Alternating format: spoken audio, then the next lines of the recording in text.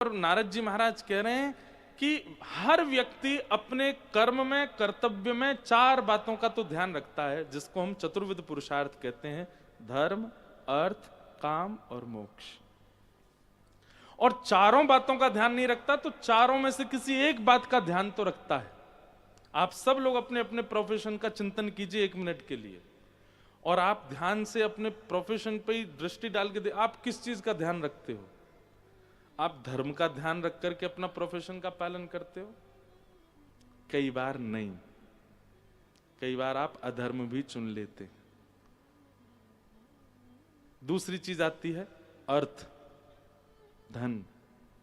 इसमें तो सबके टिक जाएंगे, हाँ, इसका ध्यान तो सब रखते हैं जितना ज्यादा से ज्यादा वो प्राप्त हो जाए। तीसरी बात आती है कामनाओं की पूर्ति। आप अपने कर्म में, कर्तव्य में इस तीसरी बात का ध्यान रखते हैं कि मेरी कामना पूरी होगी, मैं ऐसा ऐसा करूंगा, उससे मेरे ये कर्तव्य पूरे होंगे। और चौथा और अंतिम है मोक्ष। मोक्ष का मतलब मृत्यु के बाद मिलने वाला मोक्ष नहीं होता है। मोक्ष का मतलब कई बार जीवित अवस्था में प्राप्त होने वाले बंधनों से मुक्ति को भी मोक्ष कहते हैं।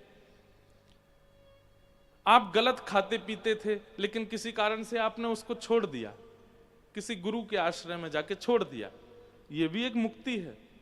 आप पहले बहुत क्रोध करते थे, पर आपका अब क्रोध शांत रहता है, यह भी एक मुक्ति है। आप पहले लोभी थे, पर अब लोभ नष्ट हो गया, यह भी एक मुक्ति है। तो कई बार आपका कर्म किस लिए होता है? यार, ये पहले से मैंने बहुत कुछ इतना ज्यादा जो है अपने ऊपर बर्डन ले रखा है, अब मुझे इन सब से मुक्त होना है, तो मुझे ये वाला कर्म करना है, ऐसा ऐसा कुछ करना है जिससे पिछले के सब क्रियाओं से मैं मुक्त हो जाऊं। मुक्त। हम 4 बातों का ध्यान रखते हैं: धर्म, अर्थ, काम और मोक्ष। पर इन चारों का ध्यान रखते रखते हम पंचम पुरुषार्थ को भूल जाते हैं। और वो पंचम पुरुषार्थ क्या है? अगर पंचम पुरुषार्थ का ध्यान रखा जाएगा तो इन 4 पुरुषार्थों पर आपकी दृष्टि नहीं जाएगी। वो पंचम परिपूर्ण है। अगर उस स्थिति में आप चले गए तो इन चारों में आप गौड़ रहोगे, इनका चिंतन ही नहीं करोगे। और पंचम पुरुषार्थ का क्या नाम है? प्रेम। प्रेम। आप स्वयं विचार करके देखिए, क्या आज तक आपने अपने कर्तव्यों में, अपने जो भी आपका प्रोफेशन है उसमें प्रेम का चिंतन करके कुछ किया? नहीं।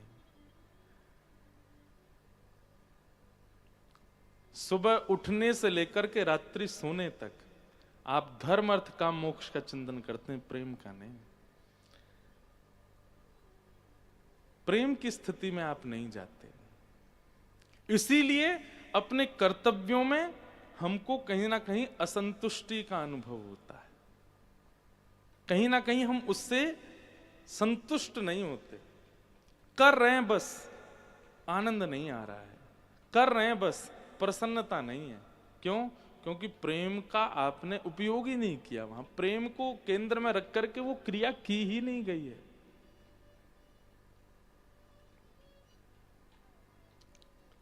प्रेम, उसका चिंतन करके एक दिन का भी आप अपना क्रम करके देखिए। आप अपनी जॉब ही सही, जो भी है वह भी, अपना बिजनेस सही, जो कुछ भी आप करते हैं दिनचर्या में, एक दिन बस प्रेम का चिंतन करके, बस प्रेम है, बस प्रेम है, प्रेम का चिंतन करके आप अपनी क्रिया में जब जाएंगे, उस दिन को आप कभी नहीं भूलोगे। वो आपके सदा चिंतन में रहने वाला साल भर का सबसे उचित और सबसे उत्तम दिन हो जाएगा वो। क्यों? प्रेम प्रधान था उस क्रिया में।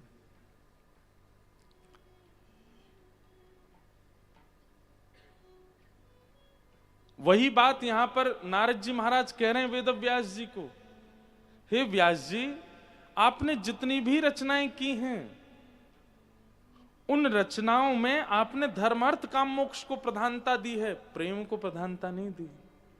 इसलिए आपका मन अशांत है। आपके जितने भी ग्रंथ हैं सब घुमा फिरा करके चतुर्विध पुरुषार्थ की प्रधानता बताते हैं, प्रेम नहीं। इसलिए आपका चित्त शांत है। अब बाकी चारों को छोड़िए, केवल प्रेम प्रधान ग्रंथ लिखिए, तब आपका चित्त शांत होगा, तब आपको संतुष्टि होगी। नारद जी महाराज के इस वचन को सुनकर के व्यास जी महाराज बोले, प्रेम प्रेम का चिंतन कैसे लिखूं?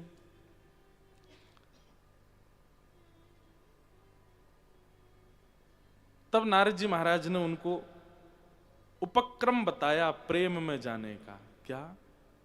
समाधिनानुस्मर तद्विचेष्टितम। नेत्र बंद करिए और चित्त में ही मानसी सेवा कीजिए। समाधि सतयुग का शब्द है, कलयुग में समाधि को ही मानसी सेवा कहते हैं। क्या कहते हैं? हमारे वृंदावन में प्रधान सेवा है मानसी सेवा। मानसी सेवा का मतलब आपके पास में वस्तु नहीं है, आपके पास ठाकुर जी भी नहीं है, आपके पास चौकी भी नहीं है, कहीं बैठे हो एकांत में और नेत्र बंद करके आपने सब चिंतन कर लिया, सामने ठाकुर जी भी हैं, चौकी पर बैठे हैं, सोने के सिंहासन पर बैठे हैं, ये सामग्रियां रखी हैं, मैं ठाकुर जी का सुंदर चंदन लगा रहा हूँ, सुंदर पोशाक धरा रहा हूँ, सुंदर आभूषण पहना रहा हूँ, ठाकुर जी की आरती कर रहा हूँ। ये तो रही सेवा का क्रम मानसी का। फिर उसके बाद क्या हुआ? वे ठाकुर जी जड़ नहीं है, वे ठाकुर जी चैतन्य हो गए, सिंहासन से उतर के नीचे आ गए, मेरी उंगली पकड़ के मुझे ले गए। कहाँ ले गए? निकुंज में ले गए। निकुंज में जैसे ही मैं गया तो वहाँ बहुत सारे सखा खड़े हैं, बहुत सारी सखियाँ खड़ी हैं, ठाकुर जी सबके साथ आनंद कर रहे हैं और उसी सखी समाज, सखा समाज में मुझको भी लेके बैठे हैं। ये सारा चिंतन, इसको कहते हैं मानसी सेवा।